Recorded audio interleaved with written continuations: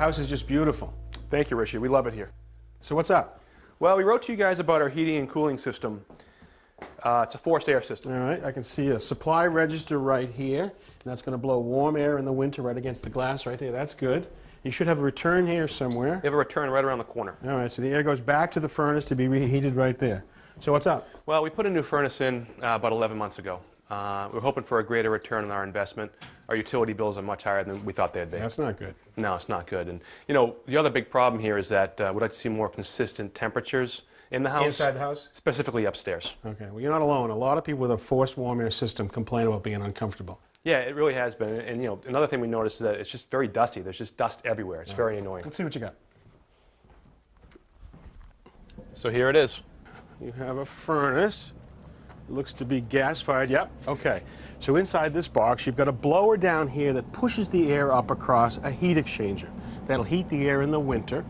Above it, you've got an air conditioning coil right here, and that'll cool the air in the summer. Now that fan pushes the air up into this trunk. Now this trunk right here, I can tell you, is the supply trunk because it's insulated. Okay. And you can see right here, there's branches that go upstairs right there. Looks like you got some other branches. Yep, branches that go all the way along right here. Now, this ductwork is insulated, but it's not sealed. People see this insulation and say, oh, my ducts are sealed perfectly. Well, I've seen it so bad that when you turn on the furnace, all of a sudden, the insulation blows up like that, which means the air's coming right out. Right. And it's a big deal in this country. You can lose as much as 20 to 30% of duct losses where it doesn't actually get up to the place you want to be. Wow. You're losing it to the attic, you're losing it to outside, you're losing it to the basement. Okay, so this is the supply trunk right here, insulated. But over here, you can actually see really the issue with ductwork. Here's the return coming from upstairs, here's the return right here. And when these come together, you can see that the installer has sealed this with a mastic, sort of a rubberized cement to seal up the joints. The mastic is applied with a brush at any place that air could ever leak out. It's messy, but it's really effective. You also could use a foil tape to seal any of the joints that are easily accessible. Look at the challenge. You got a metal trunk, and the only thing holding it together is this metal cleat, and that's not airtight. So your system is not unusual. You've got all this ductwork exposed down here, and what we could try to do would be to seal the ductwork from the outside. Well, it's pretty straightforward on the return side right here, right? We can get at it. Right. It's not as straightforward on the supply because you have to pull down that insulation, seal the ducts, and then re-insulate. And even if we did all that perfectly, you've still got some great percentage of your ductwork that's actually up inside your building that we can't get at. Right. So it could leak to the attic and everywhere else. So what I actually want to do is do something new. I want to show a technology where we can seal every bit of this ductwork perfectly from the inside. Sounds great. All right. Mark Saylor to Steve Taylor. He's going to help us seal the ducts today. Hey, Steve. How are Hi, you? Mark. So how'd you get started? So we've already started upstairs. We've sealed all of the supply and all of the return registers. So now any leakage that we measure is coming just from the ductwork. Okay, great. And then you tested the ducts? We did. We ran a pre-test. Okay. So we used the fan in this box Okay. to blow air into the duct system and see how much air is going to leak out through the... So that pressurized the ducts, and you got it tied into the computer here.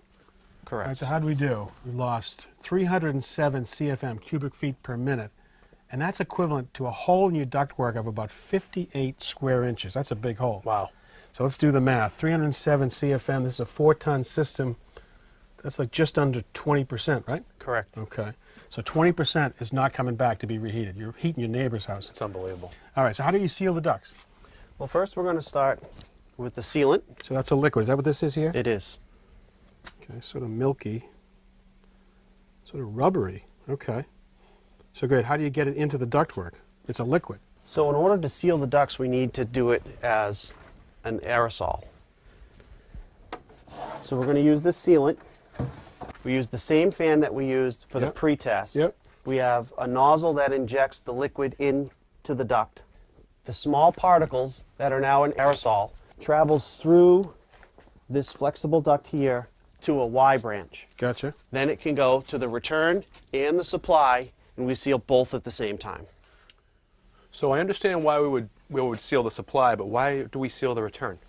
Well, think about it. You know, you got heated air coming out here. We want to keep that in the ductwork. Well, on the return side, it's under a negative pressure, so it's pulling air in.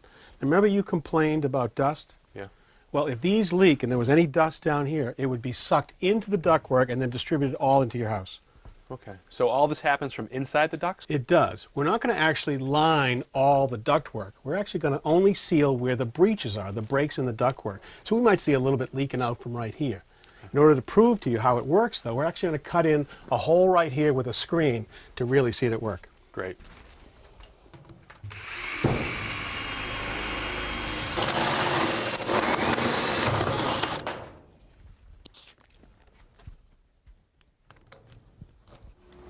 So with this hole and the window screen over it, I've actually simulated some of the duct leakage you have upstairs in the building. So we all set to go, Steve? We are. Let her rip. So we'll activate the machine. Okay. The fan will turn on, and it'll start to inject the sealant. Here it comes.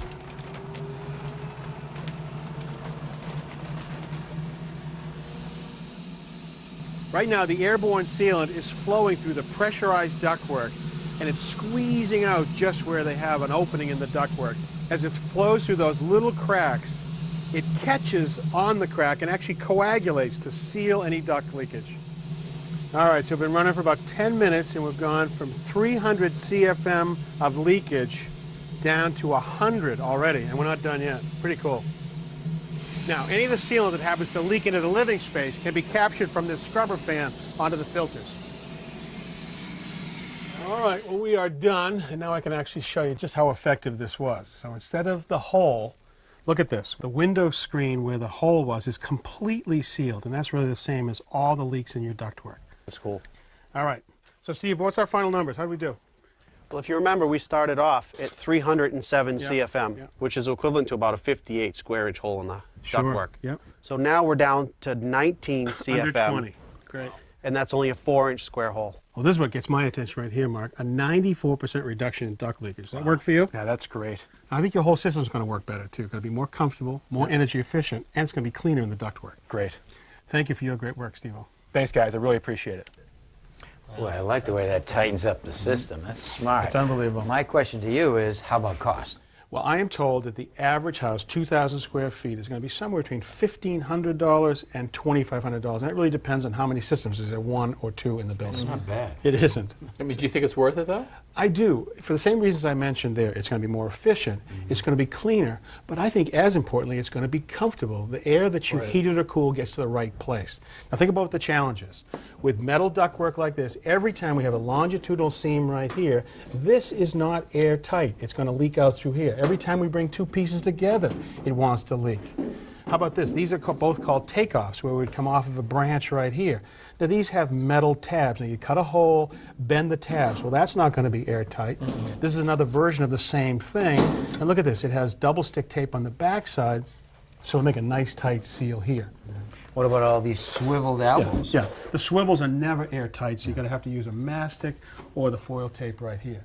The issue is we're losing 20, 30, 40% of the air that should be going into the living space for heating and cooling going to the wrong place. Wow. But you're not really losing it. It's staying in the house. Well, I mean, think about it. Where we end up putting ductwork is where nobody really wants to go. The basement and the attic. And so that's places where when you lose it, you lose it. Yeah. So something like this is perfect for a retrofit project like you're working on here. We've got never a lot of them. I've never seen a better solution for fixing the ductwork. All right. Well, good information and a great project. Thank you. And we've got plenty more of those coming up next time. So until then, I'm Kevin O'Connor I'm Roger Cutch. I'm Richard Tretheway. And I'm Tom Silva. for Ask This Old House. You know, I really like this system. You have a house in mind, I know. I know you. I know you.